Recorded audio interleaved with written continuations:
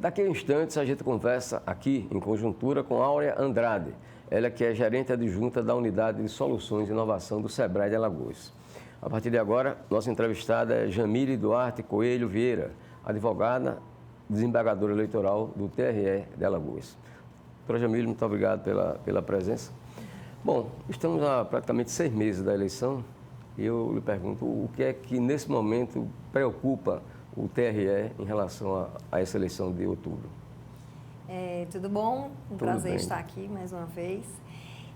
A gente está com o calendário eleitoral em curso. A gente teve agora as movimentações no último dia 1º e no último dia 2, de trocas de partidos, né? Encerrou a janela partidária e no dia 2 também foi o último dia para desincompatibilização de profissionais que exercem cargos eletivos de Poder Executivo, por exemplo, e alguns outros, normalmente aqueles que são ordenadores de despesa, tiveram que sair de seus cargos se pretendem concorrer a cargos eletivos. E agora, o que mais preocupa atualmente é o fechamento do cadastro eleitoral, que é a alteração de título de eleitor, a tirada de título de eleitor, se a pessoa pretende ir para uma sessão que tenha acesso à mobilidade. Fecha agora dia 4 de maio. Então, qualquer pendência que o eleitor tenha com a Justiça Eleitoral é importante que se faça até o dia 4 de maio. Esse é o prazo também para mudança de domicílio eleitoral? Isso. Para os candidatos, esse prazo foi no dia 2. Né? Porque a gente tem que ter... Estou perguntando para o eleitor. Exato, 6 meses. Para o eleitor, sim. Até o dia 4 de maio, transferência de título, retirada de títulos novos, se você vai regularizar alguma multa e domicílio eleitoral, inclusive, ou de um município para outro, ou até da própria seção. Se você tem uma seção perto da sua casa e você pretende mudar de título, de local de votação, esse é o prazo. Dia 4 de maio, depois a gente só abre dia 8 de novembro. Bom, uma preocupação que a gente tem observado nos últimos tempos, tanto em nível nacional pelo TSE, como aqui pelo TRE, é a questão das fake news. Sim. E aí, o que dizer em relação a isso? Olha só, Flávio, a mentira ela existe com o surgimento da humanidade, né? É impossível dissociar. O que a gente tem hoje como mais grave são as redes sociais, porque a mentira ela se dissemina de uma forma muito mais célere e, infelizmente, e aí eu digo infelizmente, os 80% dos brasileiros têm hoje o WhatsApp como principal fonte de informação. Então, chega até a ser engraçado que as pessoas confiam mais naquelas notícias normalmente muito fantasiosas, né, com termos muito ferozes até, com uma certa força, manchetes assim, bem efusivas, digamos, do que nas próprias fontes de informações naturais que a gente tem tido como natural, que é o jornalismo. Hoje, parabéns, inclusive, pelo Dia do Jornalismo. E aí, essa forma de combate, o que o TSE tem feito e o TRE é uma campanha contra a desinformação, ou seja, sempre cheque a fonte, não acredite de primeira, não repasse isso sem checar o texto. Uma das preocupações, por exemplo, é que a manchete existe, o link existe, mas o que vem na descrição do link normalmente não corresponde com a verdade. E o TSE também tem feito parcerias aí com o Facebook, com o WhatsApp, com o Instagram, com o Telegram, teve toda uma polêmica. E aí já ressalto que essa polêmica do Telegram não era uma questão de você poder ou não ter acesso à rede social. O Telegram simplesmente não estava obedecendo uma ordem que seria informar o endereço e a pessoa responsável pela instituição aqui no Brasil. Então, era uma situação que existia aqui no Brasil, uma instituição corrente e que simplesmente a Justiça não podia alcançar ou citar, né?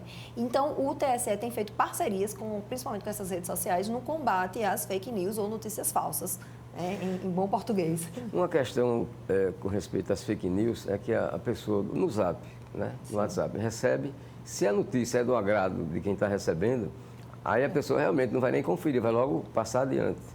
Mas, às vezes, é notícia antiga, notícia realmente improcedente, quando Sim. a gente vai apurar, a fonte não é confiável, mas a pessoa recebe do agrado dela e vai repassando. É o que os psicólogos e sociólogos hoje chamam de viés de confirmação.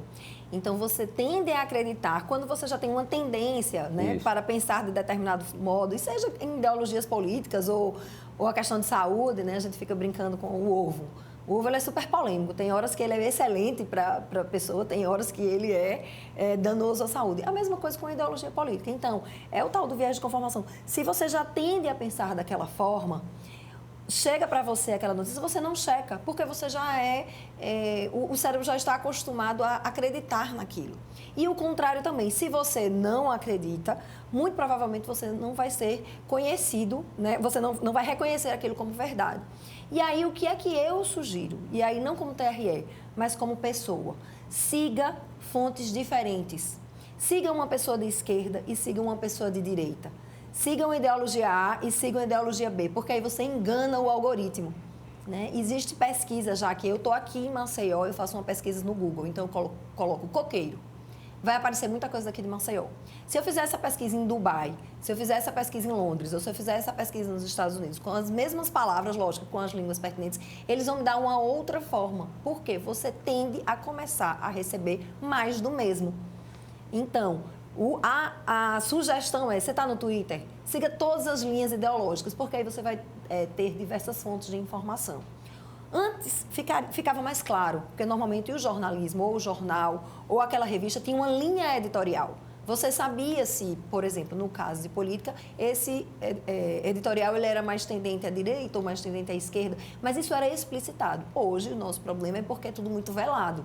Então, tem jornais que, quando você se afasta, né? Para você ver a ilha, você deve se afastar da ilha, por isso que é importante você ter diversas fontes de informação de quem você gosta e de quem você não gosta, para você fazer o seu juízo de valor. Essa é uma sugestão. Agora, até que ponto, na avaliação de vocês da Justiça Eleitoral, uma fake news, né, pode mudar a opinião de um eleitor? Olha, hoje, infelizmente, a gente tem uma polarização muito grande. Eu estava até conversando com um ex-ministro do TSE esses dias, na terça-feira, e ele disse, eu fiquei muito impressionado como a gente não consegue mais enxergar os 50 tons de cinza, né, que existem entre o branco e o preto. O que a gente pede, o que o TSE tem feito realmente é uma campanha de informação, cheque os fatos. Você vai se convencer de uma simples, entre aspas, notícia de WhatsApp, porque a gente hoje não tem mecanismos, exceto para mandar retirar. E o WhatsApp, por exemplo, ele fez já da última eleição para cá, porque isso não é um problema só do Brasil, isso não é uma questão só do Brasil, isso é uma questão mundial. Ele limita o número de remessas, né? Quando ele avisa que é uma notícia muito repassada, né? Que é uma imagem muito repassada, e ele limita para o número de cinco postagens, salvo engano, né? Para 5 repasses, isso para evitar o uso de robôs. O que o tribunal tem feito, aí, volto a dizer, é campanha de informação, né, para que as pessoas não passem adiante antes de checar. Mas é uma situação difícil, porque hoje quem vai ser o senhor da verdade? Né? E um dos princípios constitucionais consagrados é a liberdade de expressão. Só que aí a liberdade de expressão também tem um limite, e você não pode cometer crime com ela. E, infelizmente, isso tem sido, não só no Brasil, mas no mundo, um fator determinante. E aí a gente vem com o advento das redes sociais, isso fica mais evidente. A mentira, ou a distribuição de santinho, ou a distribuição de panfleto, ela sempre existiu. Né? Eu faço eleição há 22 anos. Antes como advogada, agora estando do outro lado da Justiça Eleitoral, sempre vi que era difícil. Mas quantas e quantas vezes, na véspera da eleição, né, ou da madrugada, eram distribuídos, ou ainda é distribuído, papel xerocopiado com uma mentira, na verdade, né? Porque a fake news, o fake é um nome muito bonito, é um eufemismo para mentira. E daí que a gente prove que não é, o estrago, infelizmente, já está feito. O voto já está depositado. O voto já está depositado, ou a pessoa já está convencida. Outra coisa, como é que é feita a punição de quem pratica esse tipo de coisa? Olha, hoje a gente não tem uma punição para o eleitor propriamente dito, o que a gente faz é a conscientização, até porque uma boa parte dos eleitores disseminam nas redes, né? Principalmente nas redes sociais. Hoje o maior problema é rede social, realmente, porque no horário político, quando você diz uma notícia sabidamente inverídica, o parlamentar, o candidato, né? Não o parlamentar, o candidato que fez essa divulgação dessa notícia falsa, ele é punido com a perda de tempo. E aí, se ele reitera 2 vezes, é perda de tempo no horário eleitoral gratuito. Ou multa, né? Pode chegar a isso. Já nas redes sociais, o que tem sido feito é o combate juntamente com as instituições e se descobrindo quem inventou realmente, quem jogou isso nas redes, aí ele vai ser processado, aí tem calúnia, injúria, difamação, e aí vai para os crimes de Código Penal mesmo, e que são abraçados pelo Código Eleitoral. Bom, esse ano a gente vai ter uma grande novidade na eleição, que é a instituição da Federação de Partidos, né? A chamada Federação Partidária, Isso. que vale para o Brasil inteiro e que tem de ser seguido pelos estados. Na minha opinião e de outros, né? Isso vai gerar muita infidelidade partidária. E aí, como é que o TRE vai cuidar disso? Então, a gente vai para uma eleição teste, né? É uma novidade. A federação, ela não é uma fusão, ela não é uma coligação, ela não é uma incorporação de partido. Né? Há quem discuta, inclusive, a sua constitucionalidade, isso está em âmbito de Supremo. Eles entenderam que ela é constitucional. Muitos dos acadêmicos ainda acreditam que não é constitucional, porque ela é um casamento com prazo certo. Né? A gente não sabe como é que isso vai dar nos sabores da política. E o que me preocupa também é a questão da verticalização, porque já se tentou fazer uma verticalização, ou seja, todas as coligações que fossem feitas em âmbitos nacionais, elas seriam repetidas nos estados e municípios. Só que os arranjos políticos locais são muito diferentes, muitas vezes, do nacional. A federação, ela veio com esse intuito de formalizar uma união entre partidos que têm um conteúdo programático parecido, né, uma ideologia, e ficarão juntos por uma legislatura.